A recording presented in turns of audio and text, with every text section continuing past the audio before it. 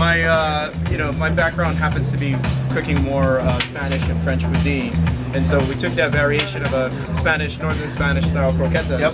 So we made it just like that, and we incorporated a little bit of our Morimoto's brown premium rice, made a curry base with it, and all we did was just panko fry. Because we said the same thing. We've had them in Europe many times. We've never seen anything like that. So it was great.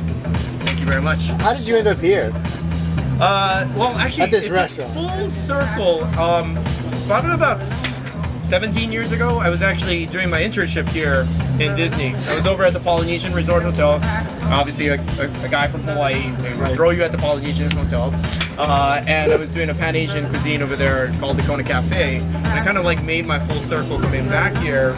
My family and I always enjoy coming to Disney every year. I have a little daughter who's about turning 5, so we've been coming here every now and then. And so now we had that opportunity. They were like, "Do you want to come?" And I said, "Sure." So have you been able to add any unique items to the menu yourself since you've been here? I've actually added a little bit of the street food element right now, currently, that we're operating downstairs, especially for the St. Patty's festivals that's going on. And we are revamping our next menu sometime after entering into the summer version. So once we open up the whole entire outside, we'll go through another menu change, and we'll kind of do a little bit more fun, exciting things, especially with the nightlife.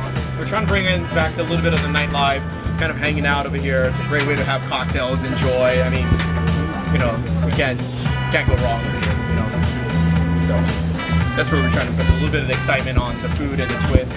Some of the dishes that you've had this evening was one of those little takes of the lounge menu that we're trying to incorporate. And we have a lot of great selections of also ramen noodles for those that are finishing up work to come in for a late night bite.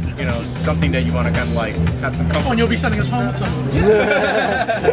Yeah, I saw the octopus on the menu downstairs. I was really happy to try it up here. What was your inspiration for that? That's actually a traditional Japanese street food as well. So the whole concept when we thought about street food outside downstairs, we wanted to kind of bring as much as possible the Asian cultures of street food to here, and so that we could showcase that element. And that was one of the Japanese elements that they do literally on the streets. That there's a gentleman with a skewer, and they're just kind of doing all the little octopus balls, and they make these perfect circle balls of pancake fritters. And it was kind of what we wanted to kind of bring out flavor-wise over here. The chicken karaage is the Japanese version of it, but we're trying to improvise a little bit of the chicken satay version of it, a little bit of the gochujang sauce as well, so it's got a little bit of spicy and heat. Fantastic. Yeah, I was happy to say takoyaki on the menu. Is that something you guys might bring That's going to be it's going to be our street food menu, so it's not going to be something that we're offering in the restaurant side.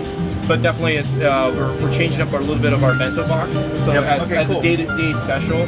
But obento is kind of like in Japanese culture, like you don't want to eat the same thing every day. So we try to incorporate a little bit of something different every day. We haven't created anything like Mondays and Tuesdays and Wednesdays, but it's kind of it's a surprise, like what you'll get on a day-to-day basis. I had a question about the ribs. How long are they cooked? Because they fall. It's actually not as long as you think. Everyone says, so you need like a long time to cook ribs. It's actually about 3 hours. We braise it for about 3 hours, very low and slow, 300 degrees, 320 degrees, very slow and low, in braising liquid. So in the liquid itself, it's got a little bit of spice. We got Thai bird chilies, we got a little bit of habanero peppers, lemongrass, so it infuses the flavor a little bit. And then after, we just drop it in the fryer really fast with cornstarch, so it kind of creates that nice little crust, nice little crunch effect to it. And then just toss in that hoisin chili sauce. It's spectacular. So Just, small bites, but you just keep it, that, cocktail, beer. Right. So are you no good at shuffleboard? I've never tried. Well, you should try. I've never tried. You should- All right.